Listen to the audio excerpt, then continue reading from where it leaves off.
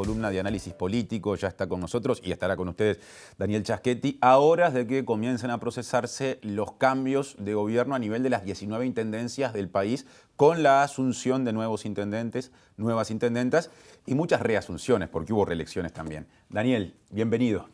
Un gusto estar acá de vuelta y bueno, sí, mañana es un día muy importante, porque es importante porque los intendentes se volvieron importantes, ¿no? O sea, mañana asumen unos intendentes que hace, digamos, 30, 40 años eran gobernantes dedicados a un set relativamente pequeño, breve de políticas. Habitualmente se le llama ABC, ¿no? Sí. El alumbrado, el barrido, la caminería. Claro. Las típicas políticas municipales se han transformado en gobernantes que ejecutan un rango de políticas públicas, ¿no? ¿Eso está asociado a un cambio político de tipo cultural o a algún tipo de disposición o de reforma constitucional de las que hubo en el medio que los llevó hacia allí? Las dos cosas. Por Ajá. un lado, los propios intendentes, sobre todo luego a partir de los años 90, fueron adquiriendo más autonomía y fueron invadiendo territorios de políticas públicas que habitualmente desarrollaba el gobierno central. Por ejemplo, la salud, la educación, la educación informal, desde luego, ¿no? También, por ejemplo, la promoción económica, el empleo. Son todas áreas donde las intendencias, algunas más, otras menos, se han hecho fuertes, y yo diría que esos cambios, esas modificaciones que se volvieron habituales y se volvieron moneda corriente, fueron reconocidas y contempladas en la reforma de 1996, que introdujo básicamente dos grandes cambios. El primero fue reconocer que el proceso de descentralización es importante y por tanto garantizar una alicuota de los tributos que cobra el Estado nacional y a partir de esa alicuota formar un fondo que se transfiere a las intendencias. O sea, una parte de los presupuestos departamentales proviene de los dineros del gobierno central. Sí. Eso le ha dado dinero a las intendencias. Los presupuestos han crecido y han permitido hacer más cosas. Lo segundo es la creación del Congreso de Intendentes, que era un organismo que ya funcionaba antes de la Constitución del 96, pero que bueno, que en la Constitución del 96 se le reconoció, se le institucionalizó. El Congreso Nacional de Intendentes hoy se ha vuelto un órgano muy relevante, sobre todo para todas las políticas en territorio.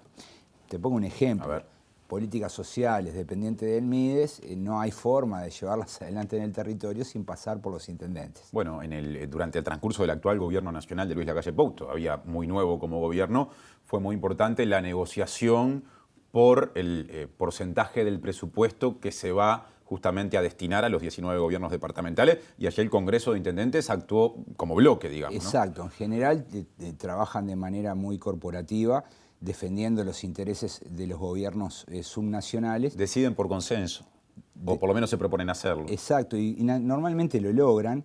Y bueno, y yo creo que el otro cambio fundamental es la ley del 2009, la que creó el tercer nivel de gobierno, primero con 89 municipios, luego 112 y ahora ya... 125, si no me equivoco. 125. Desde estos días, ahora. Exacto, y van a seguir creándose municipios, ¿no? Hay partes del territorio que no están municipalizadas, pero lo cierto es que la creación de los municipios de ese tercer nivel de gobierno mueve a los intendentes a adquirir otro posicionamiento institucional, más en el rol de un gobernador.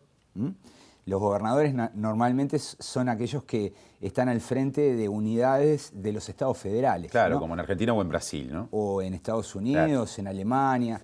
Lo que tenemos acá son gobernantes que han crecido en prestigio, en reputación y en caja. Entonces, naturalmente, el cambio de estos 19 intendentes es muy importante. Hay otro elemento interesante, y es que al mismo tiempo que van a asumir los 19 nuevos gobiernos departamentales, también asumirán las 19 juntas departamentales, ¿no? Y allí hay una diferencia fuerte entre lo que pasa a nivel del Poder Ejecutivo nacional y lo que pasa en los departamentos, porque por lo menos el lema más votado, después el juego de corrientes internas puede hacer que la ecuación cambie. De arranque tiene la mitad más uno de los votos asegurados y a veces muchos más si la votación superó el 50% y se van agregando ediles o edilas. Ese es otro elemento a tener en cuenta. Claro, la Constitución del 67 generó este formato que bueno, es un sistema de elección mayoritaria subsidiariamente proporcional. Es mayoritaria porque el ganador tiene la mitad automáticamente de los ediles, son 31 en las 19 juntas, 16 es la mayoría, pero si supera el 50% de los votos, el sistema funciona como si fuera proporcional. Claro, se van agregando bancas. Exacto. Entonces, este sistema electoral le garantiza a los intendentes gobernabilidad. Es muy difícil encontrarnos con un escenario de bloqueo entre poderes, ¿no? Normalmente el intendente tiene un apoyo que le garantiza, bueno, pasar todo su plan de gobierno por la Junta y también estar a salvo de, bueno, de ser llamado a sala o de que sus directores sean llamados a sala. O sea, funciona como una mayoría para tomar decisiones y como una mayoría para proteger a los gobernantes departamentales. Cada tanto ocurre en algún departamento que surgen a veces desavenencias a la interna de la fuerza gobernante que pueden dejar sin mayoría. La condición para que un intendente pierda la mayoría es que haya una ruptura dentro de su propio partido. Eso lo hemos observado en algunos departamentos. Por ejemplo, le pasó al Partido Nacional en Soriano, le pasó al Frente Amplio en Salto.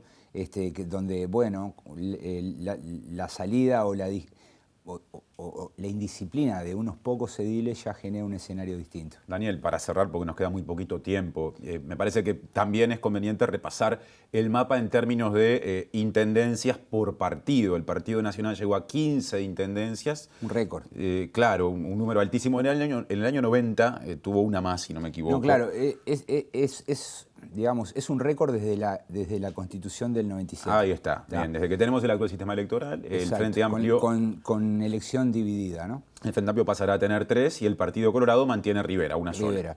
Lo otro que hay que decir es que, bueno, es que el Congreso de Intendentes, en definitiva, los 19 intendentes, es un cuerpo de políticos muy experimentado, ¿no? Hay 7 reelectos, hay 7 que vienen del Parlamento, entre ellos la intendenta de Montevideo, Carolina Cose. En particular en el Partido Nacional, una cantidad de legisladores en las últimas horas se despidieron porque iban a asumir estos cargos, ¿no? Fíjate, es como una especie de cierre para el Parlamento también, ¿no? Porque ahora van a entrar quienes se quedan con esas bancas y tenemos la composición final. Pero bueno, es un cuerpo muy experimentado. De los 19 hay solo 2 que no tienen unos antecedentes muy relevantes, en sus fojas son más bien nuevos, que es el intendente de Florida, Guillermo López, que era parte del gobierno de Enciso, y la intendenta de San José, ¿no? Que también era Ventaverri, que también era parte del gobierno de Falero.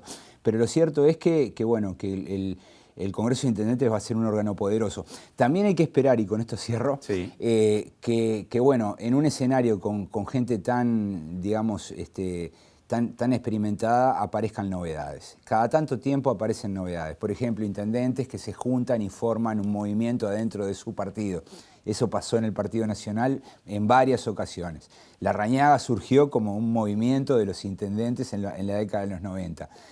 Ahora Botana y Antía en la última elección hicieron movimientos de ese tipo. Bueno, con este escenario, estos 19 intendentes, no hay que descartar que también haya movimientos en 2 o 3 años. Me queda para otra columna, pero también hay nombres potencialmente presidenciables para 2024, pero... Sobre todo en el Frente Amplio, claro, ¿no? Ahí tenemos a Orsi y a Carolina Cose, que son 2 aspirantes en principio.